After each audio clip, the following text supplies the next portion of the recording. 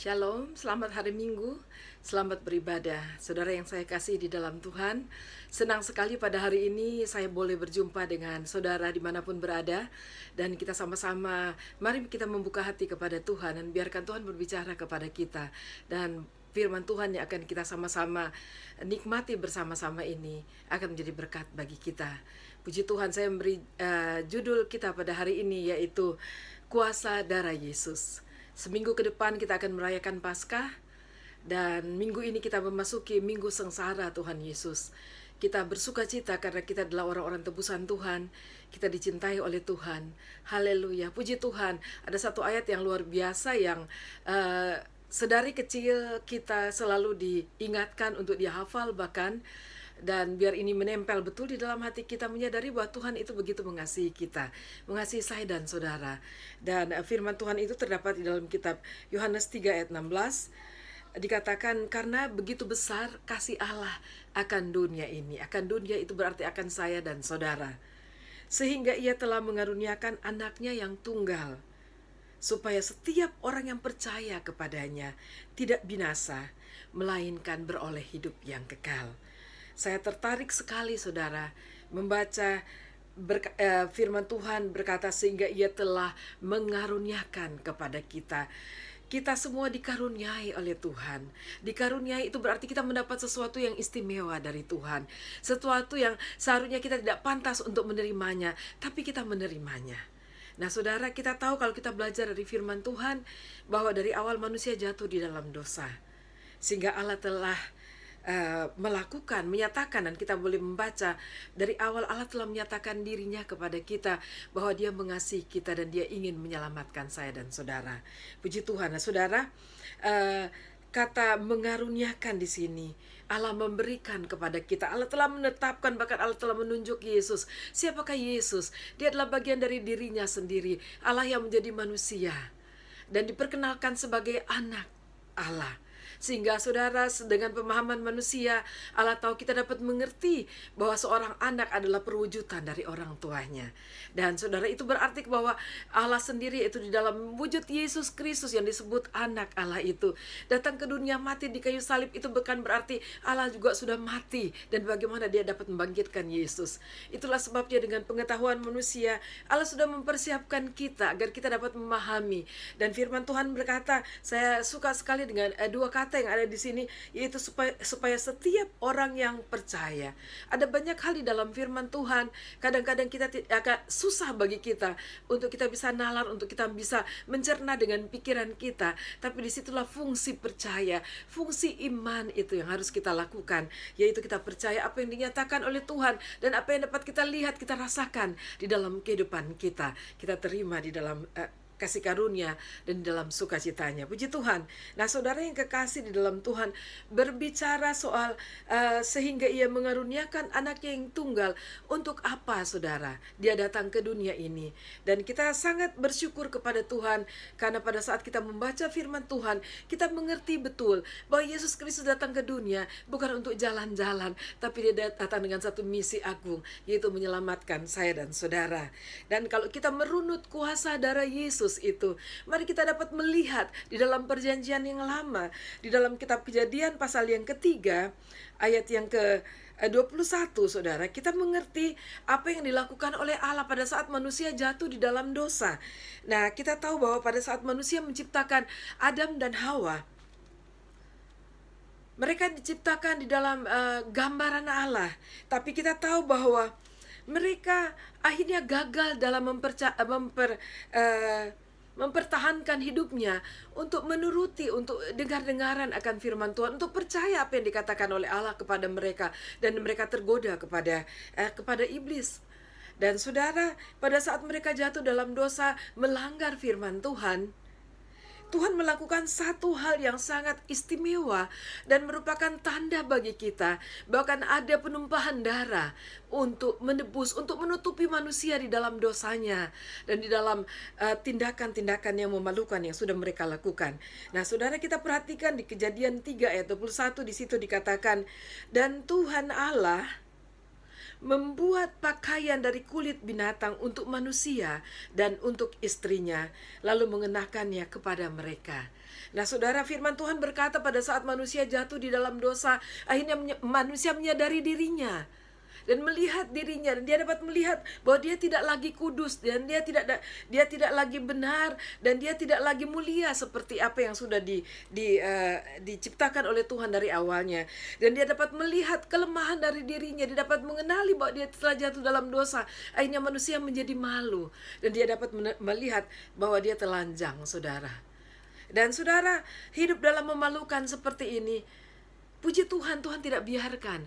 Dan Tuhan datang, dan inilah pengorbanan Tuhan yang pertama, yaitu dia harus menyembelih binatang secara khusus. Lalu kemudian dia mengenakan, ada penumpahan darah, dan dia boleh mengambil kulit itu dan kemudian dia mengenakan menjadi pakaian yang menutup kemaluan mereka, rasa malu mereka, dan menolong mereka untuk go on dengan kehidupan mereka. Nah, saudara yang kekasih di dalam Tuhan, penumpahan darah yang pertama yang kalau kita pelajari itu tidak berhenti sampai di situ. Bahkan Allah mengajarkan manusia dari, kalau kita baca pasal yang keempat di dalam kitab Kejadian, bahwa Allah memperkenalkan bagaimana manusia harus mengorbankan, memberikan persembahan, korban bakaran di hadapan Tuhan lewat kurban binatang. Yang kita kenal di dalam perjanjian lama adalah domba, tetapi juga ada binatang-binatang yang lainnya dikorbankan untuk Tuhan. Dan ada penumpahan darah, saudara, pada saat manusia untuk datang memperkenankan Tuhan, dan Tuhan mengajar mereka untuk mempersembahkan korban bakaran di hadapan Tuhan, dan itu berarti penumpahan darah. Nah, saudara, secara khusus kalau kita mau sampai kepada bangsa Israel pada saat mereka sudah menjadi satu bangsa lewat Abraham, lalu kemudian seterusnya di dalam keturunannya, dan mereka beranak cucu di Mesir di dalam masa penganiayaan, saudara, masa penjajahan dari Mesir, saudara, yang kedua kali sesudah mereka menjadi satu bangsa, saudara, yaitu pada saat mereka beranak cucu lewat Yusuf dan keturunannya pada akhirnya. Dan Tuhan sudah memanggil mereka untuk keluar dari Mesir, dan Tuhan akan mempersiapkan mereka sebagai bangsa pilihan Allah. Dan kita tahu mereka mengalami satu hambatan yang luar biasa dari Firaun, sehingga Tuhan harus menurunkan tulah-tulah. Dan kita tahu ada 10 tulah, dan tulah yang terakhir adalah Tuhan ingin membunuh setiap firstborn atau anak yang sulung, termasuk juga binatang-binatang yang sulung, saudara. Luar biasa Tuhan kita. Kalau Tuhan sudah bertindak, saudara, Tuhan tidak pandang bulu, tapi Tuhan ingin menyelamatkan bangsa Israel. Dan Tuhan mengatakan kepada mereka, dan kita dapat baca di dalam kitab Keluaran pasal 12 ayat 1 sampai 8, dan itu dikenal sebagai Paskah yang pertama bagi bangsa Israel. Dan saudara, kita lihat bersama-sama. Saya akan ajak saudara baca Keluaran pasal 12 ayat 1 sampai 8. Saya akan mulai baca ayat yang pertama sampai ayat 8, dan saudara boleh ikuti di rumah atau dimanapun saudara berada. Keluaran 12 ayat 1 dan 8 sampai 8. Berfirmanlah Tuhan kepada Musa dan Harun di tanah Mesir. Bulan inilah akan menjadi permulaan segala bulan bagimu. Itu akan menjadi bulan pertama bagimu tiap-tiap tahun. Katakanlah kepada segenap jemaah Israel, pada tanggal 10 bulan ini, diambillah oleh masing-masing seekor anak domba. Menurut kaum keluarga, seekor anak domba untuk tiap-tiap rumah tangga. Tetapi jika rumah tangga itu terlalu kecil jumlahnya untuk mengambil seekor anak domba, maka ia bersama-sama dengan tetangganya yang terdekat ke rumahnya haruslah mengambil seekor menurut jumlah jiwa. Tentang anak domba itu, kamu buatlah perkiraan menurut keperluan tiap-tiap orang. Ayat yang kelima, anak domba itu harus jantan, tidak bercelah, berumur setahun. Kamu boleh ambil domba atau kambing. Kamu harus mengurungnya sampai hari yang ke-14 bulan ini. Lalu seluruh jemaah Israel yang berkumpul harus menyembelihnya pada waktu senja. Kemudian dari darahnya haruslah diambil sedikit dan dibubuhkan pada kedua tiang pintu dan pada ambang atas. pada rumah-rumah di mana orang memakannya. Ayat yang ke-8, dagingnya harus dimakan mereka pada waktu malam itu juga, yang dipanggang mereka harus mereka makan dengan roti yang tidak beragi beserta sayur pahit. Lalu kita lompat kepada ayat yang ke-11 sampai ayat yang ke-14.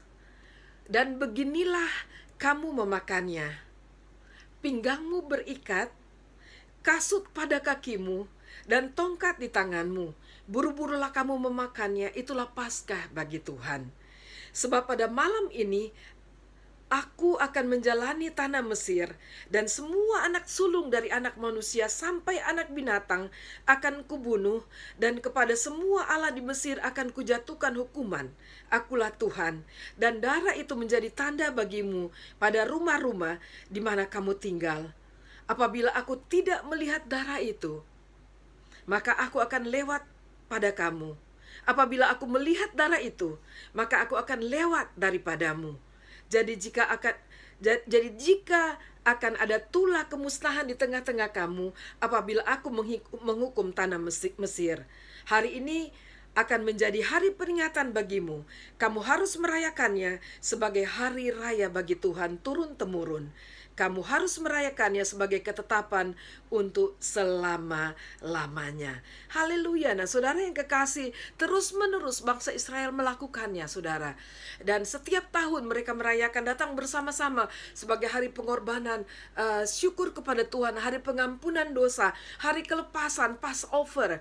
Dan apa yang mereka rasakan, penderitaan, tekanan, dan terikat karena dijajah, hidup di keterasingan, mereka telah kembali hidup di dalam pimpinan Tuhan. Saudara, luar biasa Tuhan kita, Allah yang agung, Allah yang mulia itu. Dan saudara, kita akan sampai kepada perjanjian baru, di mana apa yang sudah diajarkan oleh Tuhan lewat yang pertama Allah nyatakan pada saat Adam dan Hawa, lalu kemudian seterusnya kepada umat Tuhan tentang korban. Dan ada penumpahan darah setiap mereka datang kepada Tuhan dan merayakan hari korban syukur, hari pengampunan dosa, hari kelepasan mereka. Dan saudara yang kekasih, kita sampai kepada perjanjian baru. Kita melihat bahwa apa yang dijanjikan Allah, apa yang digambarkan Allah dari perjanjian lama, dinyatakan perjanjian darah itu terjadi. Dan Yesus telah datang ke dunia, mati sekali untuk selama-lamanya bagi manusia. Dan dia adalah korban tebusan yang sempurna dan tidak akan ada kedua kalinya. Di dalam kitab Roma 3 ayat 25 dikatakan, Kristus Yesus telah ditentukan Allah menjadi jalan pendamaian karena iman dalam darahnya. Hal ini dibuatnya untuk menunjukkan keadilannya, karena ia telah membiarkan dosa-dosa yang telah terjadi dahulu pada masa kesabarannya. Saudara perhatikan di situ dikatakan di bagian awal, Kristus Yesus telah ditentukan Allah menjadi jalan pendamaian karena iman dalam darahnya. Saudara yang kekasih, sangat-sangat penting darah Yesus bagi kita, saudara. Karena dengan penumpahan darah, maka ada penebusan yang sempurna dari Yesus Kristus. Ada pendamaian, kita dapat didamaikan dengan Tuhan. Dan saudara yang kekasih, dikatakan di sini hal ini dibuatnya untuk menunjukkan keadilannya. Allah itu adalah Allah yang adil. Saat manusia jatuh di dalam dosa, maka kehidupan harus diganti dengan kehidupan. Darah harus dibayar dengan darah, dan darah itu menunjukkan satu kehidupan, saudara.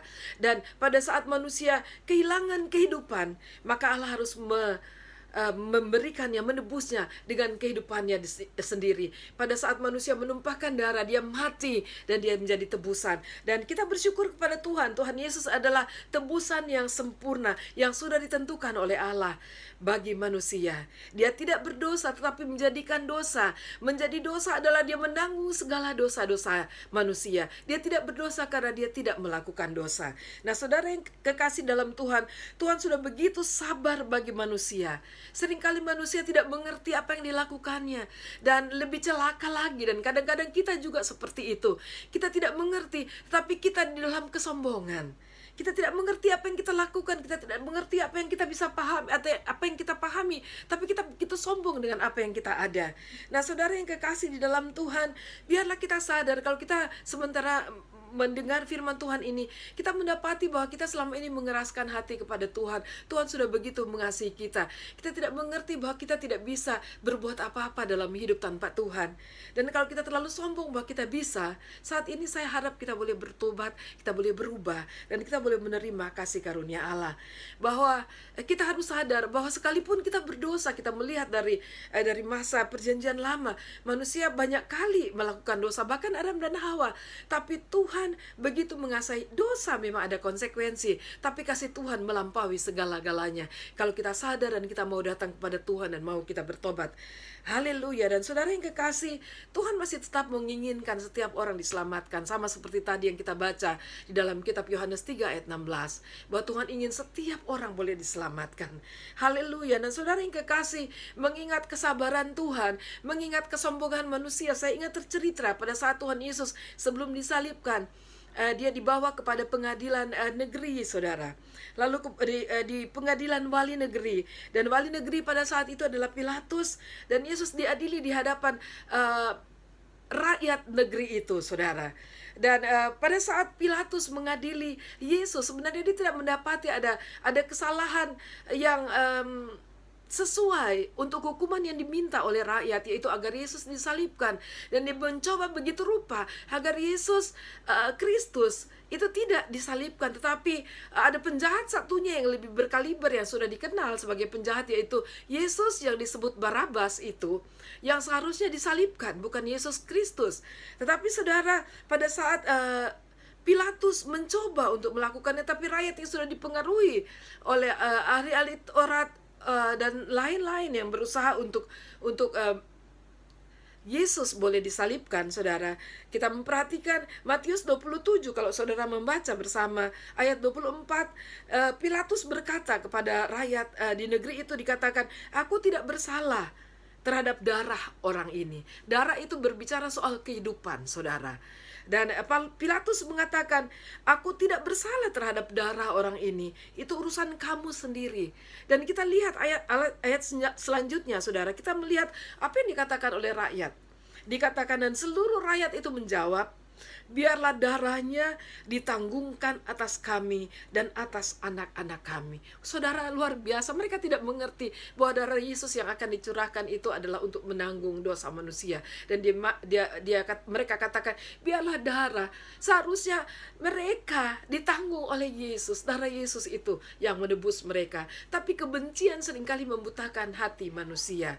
Dan hal-hal pengaruh-pengaruh dari sana sini seringkali juga dapat membutakan hati manusia. Tapi sebab itu, mari saudara, kita tidak menjadi sombong di hadapan Tuhan. Kita berhati-hati di dalam kehidupan ini. Dan akhirnya Yesus diserahkan untuk disalibkan. Nah saudara, hal yang sangat menarik, dan saya kagum akan juru selamat saya kagum akan Tuhan saya. Pada saat Yesus sudah disalibkan, dia juga berhadapan dengan dua orang penjahat di kiri dan kanannya. Satu berbicara sinis, satu sadar akan kesalahannya, dan sehingga dikatakan, Tuhan, ingatlah aku pada saat engkau sudah di Firdaus. Saudara, tetapi untuk yang satunya, saudara, Tuhan Yesus masih berkata,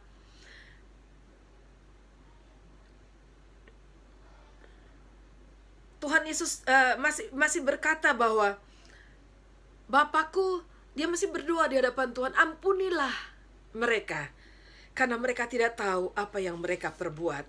Nah saudara, itu adalah percakapan, sesudah percakapan yang Yesus dengar antara dua penjahat di sekeliling di sebelahnya. Nah saudara, dan Tuhan Yesus masih menaikkan doa seperti itu.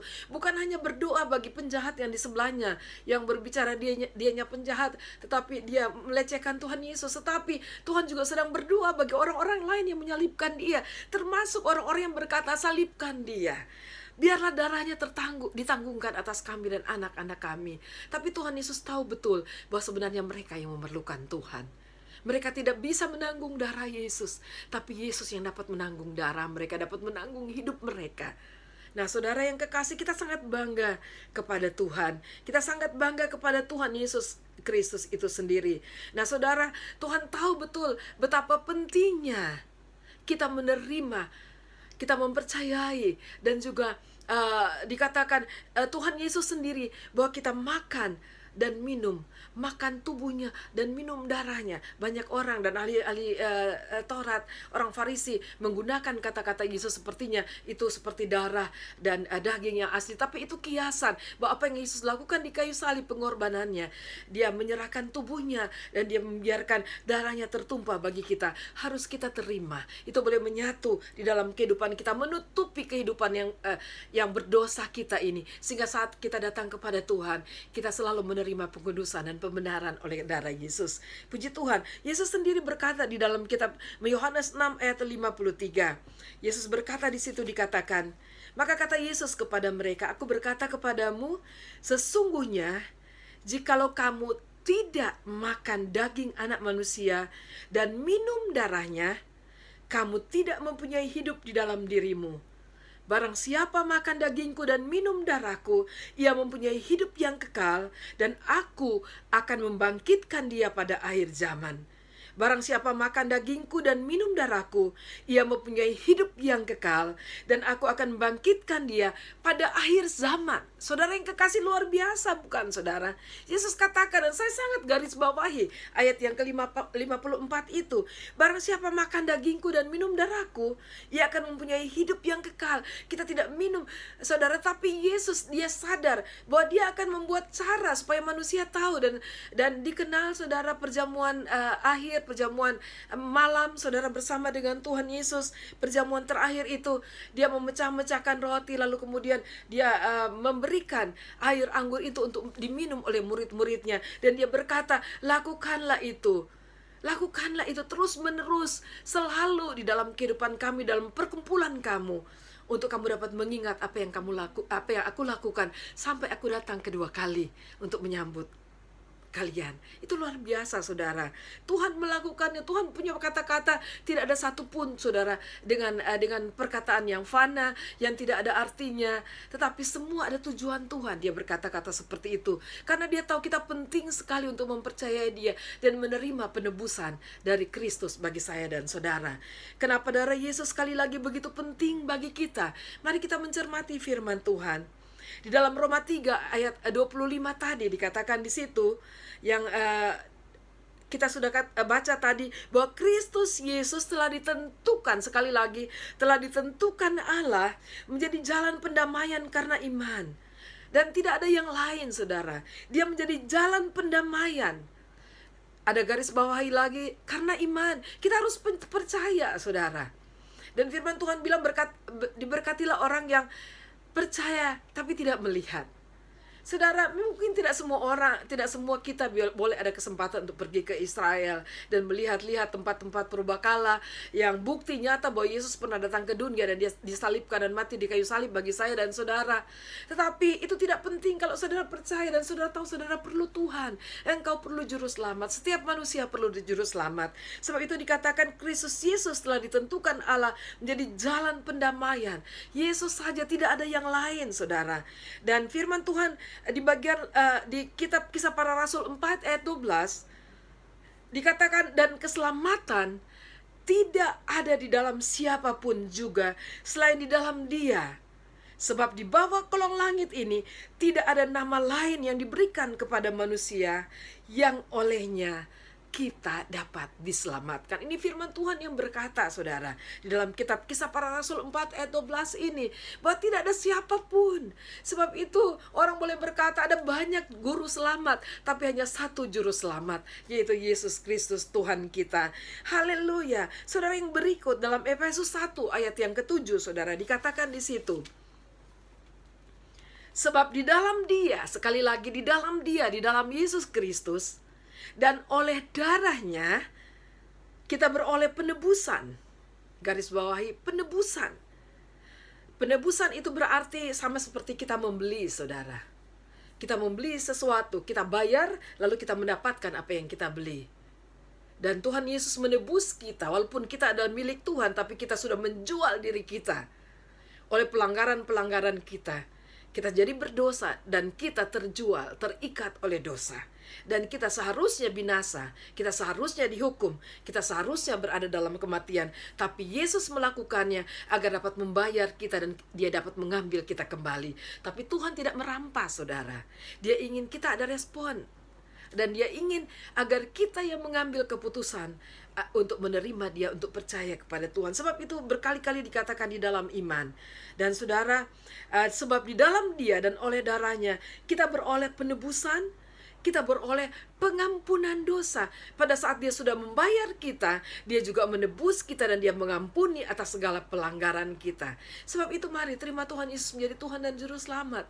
Karena saudara, tidak ada yang dapat mengampuni dosa kita selain Yesus Kristus. Haleluya, haleluya. Dan dikatakan kita beroleh penebusan, yaitu pengampunan dosa menurut kekayaan dan kasih karunia-Nya. Tuhan begitu mengasihi engkau. Saat ini kalau engkau merasa engkau tidak punya siapa-siapa, sadarlah bahwa Tuhan ada bagi engkau. Terima Yesus dan engkau mendapatkan segala-galanya yang engkau perlukan di dalam hidupmu. Haleluya. Lalu kemudian, saudara, kita tahu kalau saudara merasa saudara pendosa yang kaliber paling berat. Hidup saudara, aduh saya sudah rasa tidak ada pertolongan lagi. Saya paling bersalah, hidup saudara sudah hancur. Percayalah, Tuhan Yesus katakan, firman Tuhan katakan di dalam Yesaya 1 ayat 18. Marilah baiklah kita berperkara, firman Tuhan. Sekalipun dosamu merah seperti kirmisi, aku akan menjadi putih seperti salju. Sekalipun berwarna merah seperti kain kesumba, akan menjadi putih seperti bulu domba. Saudara, Tuhan dapat mengubahkan kita.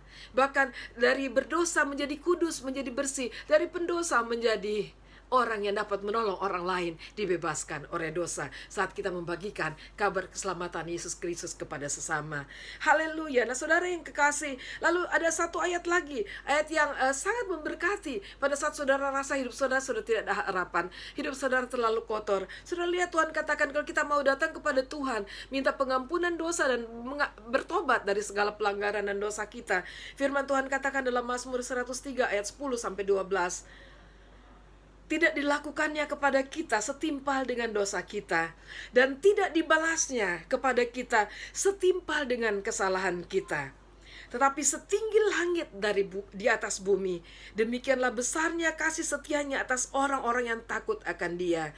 Sejauh timur dari barat, demikianlah dijauhkannya daripada kita pelanggaran kita. Amin, saudara, percaya kepada Tuhan dengan iman. Sekali lagi dengan iman percaya bahwa Tuhan dapat melakukannya.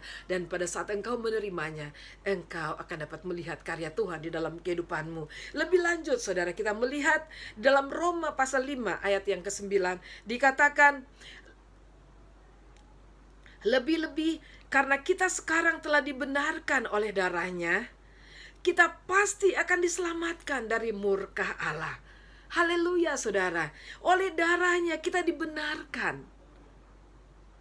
Amin. Haleluya. Saudara, pada saat setiap malam kita berdoa kepada Tuhan, Tuhan ampunilah saya. Apa yang saya kebablasan melakukannya, sengaja atau tidak sengaja, ampuni aku. Biarlah darah Yesus itu menyucikan aku kembali. Kuasa itu ada, saudara. Tuhan tidak perlu mati 2-3 kali. Tapi saat kita berdoa, karena jaminan itu Tuhan sudah berikan kepada saudara, kita akan mengalami kembali pembenaran, pengudusan kembali, sehingga kita dapat dibangun oleh Tuhan. Dan itulah kita dapat bertumbuh di dalam Tuhan, hidup benar dan hidup sesuai dengan apa yang Tuhan mau bagi kita. Saudara yang kekasih di dalam Tuhan, hanya Yesus juru selamat kita. Dan Yesus dengan satu, bukan cuma keyakinan, dengan kepastian, karena dia tahu tidak ada yang dapat menyelamatkan manusia, tidak ada pengharapan dalam Kristus. Dia dapat mengatakan kepada murid-muridnya di hadapan banyak orang, kata Yesus kepadanya, akulah jalan dan kebenaran dan hidup. Tidak ada seorang pun, sekali lagi dengarkan, tidak ada seorang pun yang datang kepada Bapa kalau tidak melalui aku. Kenapa saudara? Karena kita sama-sama berdosa, kita tidak dapat menolong orang lain. Tapi hanya Yesus yang tidak berdosa yang sudah datang dari surga bagi saya dan saudara. Dan dia boleh menjadi tebusan yang sempurna sekali untuk selama-lamanya. Saat dia mati di kayu salib bagi kita, dia sudah membayar lunas dosa-dosa kita. Saat dia bangkit dari kematian, dia sudah memberi pengharapan kehidupan. Dia membuktikan bahwa kehidupan itu hanya di dalam dia.